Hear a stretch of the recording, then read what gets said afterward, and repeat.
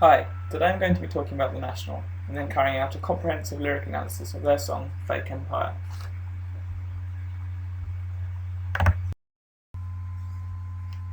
So here's a brief outline of the presentation to follow.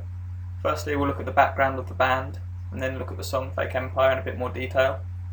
We'll then break down the song into three parts. Firstly, the narrative, and we'll look at the discourse schema and the various interpretations surrounding this. We'll then look at the participants, both in the traditional sense and in the alternative sense, and we'll then look at the action and agency of these participants before giving a conclusion. Itself first formed back in 1999 in Cincinnati, Ohio, with their debut self-titled album released 2 years later in 2001. The band's core members consist of Matt Berninger on lead vocal, two sets of brothers, Bryce and Aaron Desner on the guitars, and then Brian and Scott Devendorf who play the drums and bass respectively. To date they've released 6 full-length EPs, alongside a variety of B-sides and rarity collections, and their genre can be best described as an alternative rock hybrid, although they're difficult to place.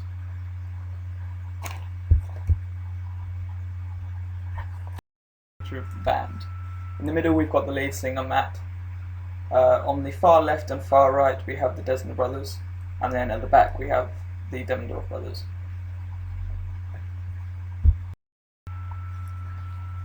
The song itself, Fake Empire, is the opening track from the band's 4th full-length studio album, Boxer, and was released on Beggars Banquet Records back in 2008. It's widely considered as one of the band's signature songs, and one of their most widely recognised, and also one of their most popular at live shows. Interestingly too, unlike the majority of the National songs, this one was written by guitarist Bryce Desner, whereas the rest of them are usually written by lead singer Matt Berninger. A few more additional points to make that add a bit of context and additional background knowledge to the song is the interesting rhythm in the song. Desner says of this that conceptually, I said I would love to write a song that was based on a certain polyrhythm, the 4/3 pattern, which is what you hear in the piano. It's something I personally have never heard in rock music. What's interesting is the song sounds like it is in 4, but it's in 3. Alongside the interesting rhythm, there's also an interesting political context in which the song came to be used. It was used by Senator Barack Obama back in 2008 during his presidency campaign, both in a campaign video and also during the main Democratic convention. This was due to the nature of the lyrics and their deeper connotations. Now we'll have a look at the music video itself.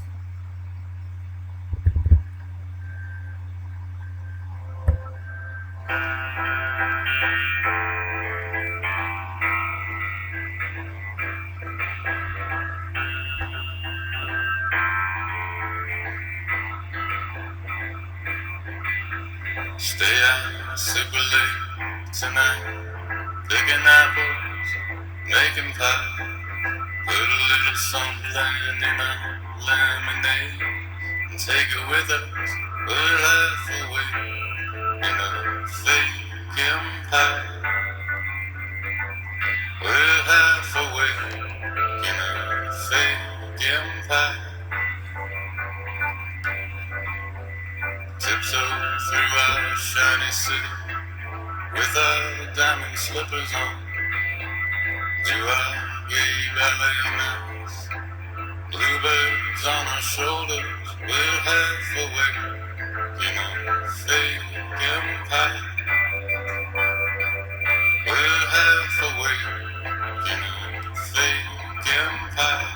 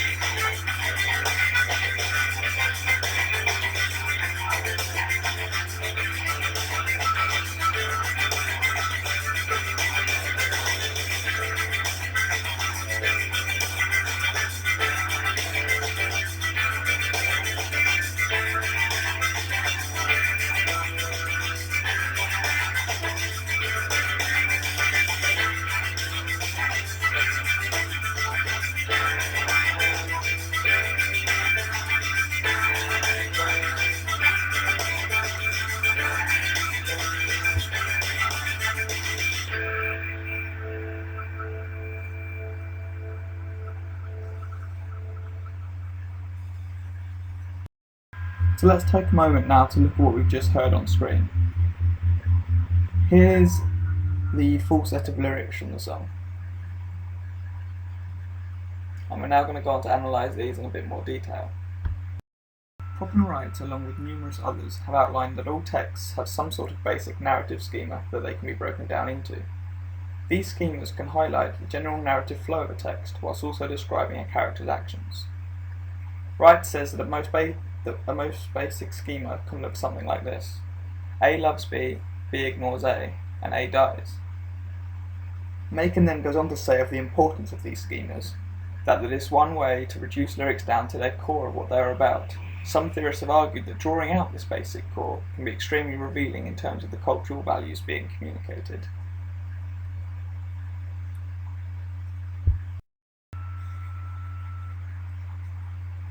In light of this, let's now go on to try and determine the schema in Fake Empire. So here we see the lyrics again. So verse 1, we see the boy meets girl and they set off together on a journey at the start of the night. The second verse shows the boy and girl continuing on their romantic journey together, whilst the final verse concludes with the boy and girl finishing their journey and ending the night. Interspersed amongst these, we see the chorus, "We're half awake in a fake empire," repeated. This is showing the boy's doubt in the authenticity of this relationship, almost giving it a dreamlike quality.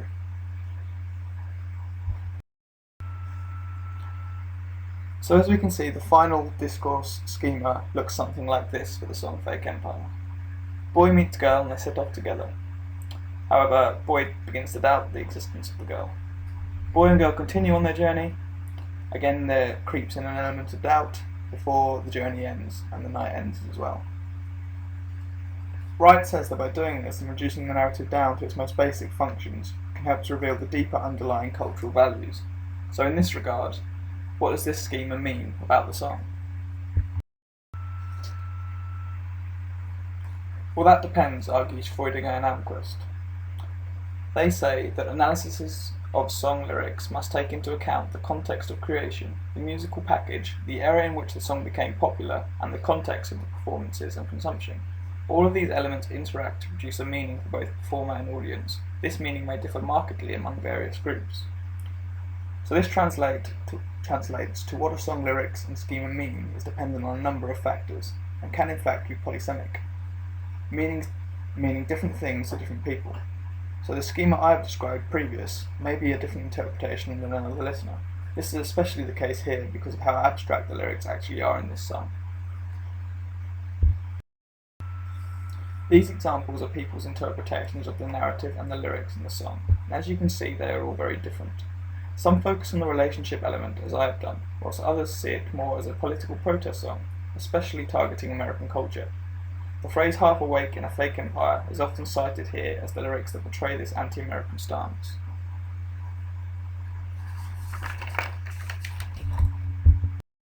But what does this discourse schema reveal to me? Well, Frith says that authentic lyrics express authentic relationships, expose bourgeois conventions with an honest, vital language, a language that reflects experience directly and is not ideologically mediated. The verses play on this idea of authenticity by subverting it, as they portray cliched images of the perfect Americanized moments in a relationship. The chorus, "We're half awake in a fake empire," however, intersperse moments of vulnerability and realization that relationships aren't all idyllic, as songs often make them out to be.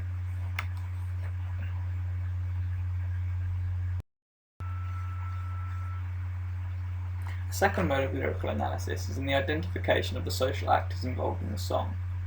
Macon says it is important to analyse texts for which kind of social actors are included and excluded, or made invisible, and in terms of what kinds of terms are used to describe them. By doing this, we are able to reveal the kinds of feelings and emotions the song is encouraging towards its social actors.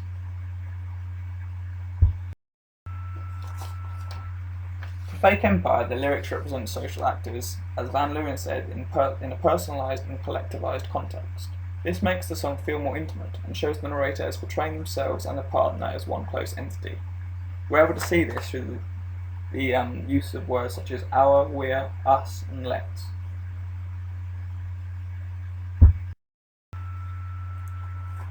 So what does this tell us?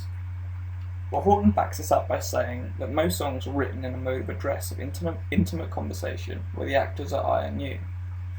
Fake Empire is very much in this mould, on the surface at least, as we can see a heavy focus on the collective participants, with no real larger associations or intertextual elements to suggest that the song might be about anything other than the intimate relationship of its two main protagonists.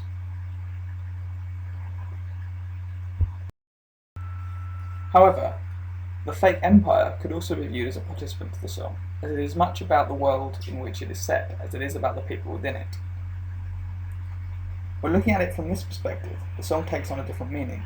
It becomes a song of nostalgia for a more simple, honest America, one reminiscent of stories and fairy tales. Lyrics such as picking apples, making pies, and with our diamond slippers on indicate this.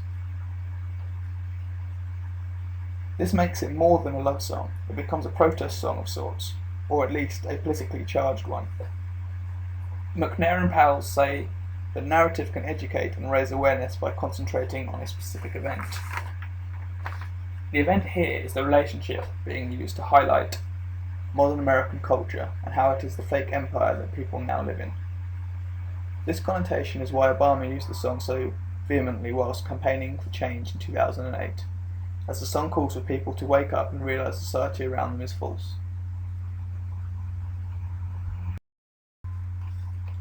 Now that we have identified who is involved in the song, it is useful to see how they are behaving.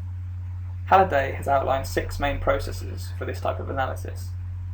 He says that each social actor can be doing one of the following: material, which is when they're doing something in the world; behavioural, when they're acting without outcome; mental, when they're thinking, evaluating or sensing; verbal, when they're saying something aloud; relational, which is being like or different to something else in the world; or existential, which is the apparent form of existence or appearing in the world. This is important to determine what it is the social actors are doing, as it provides a more detailed context of the lyrics. So for this purpose we will look at the second verse from the song, which says, "Tiptoe through our shiny city, with our diamond slippers on, do our gay ballet on ice, bluebirds on our shoulders." The agency in these lyrics can mainly be seen as either material or existential, if we take them literally, as it abstractly describes a couple lovingly walking through a city. However, they could also be mental, if we see the lyrics metaphorically, as it could be seen as the narrator's memories and thoughts of an awkward and precarious moment in a relationship. Again, though, it is entirely dependent on the context in which each listener interprets the song. This is known as the reciprocal feedback model, and is a theory put forward by Miele, MacDonald and Hargreaves, which says that the context in which a song is listened to or experienced can dramatically decide on how it is interpreted by the listener. Therefore, the rigidity of a process like Halliday's can never be truly accurate in reflecting the agency of a song, as there are so many varying interpretations of it.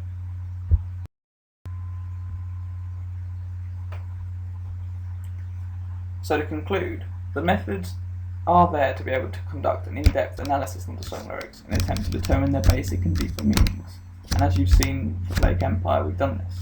However, song lyrics are often abstract and open to multiple interpretations depending on the individual listener's own interpretations of the song and the context in which they hear it. Fake Empire can either be about a solitary man pondering the fragility of a relationship, or it can be about the warped political ideology of American culture, depending on how you view it. Therefore, the methods that exist are too rigid to accurately provide a definitive analysis of songs, but do allow us to highlight the multiple meanings a song may have. Listening. Here is a list of my bibliography.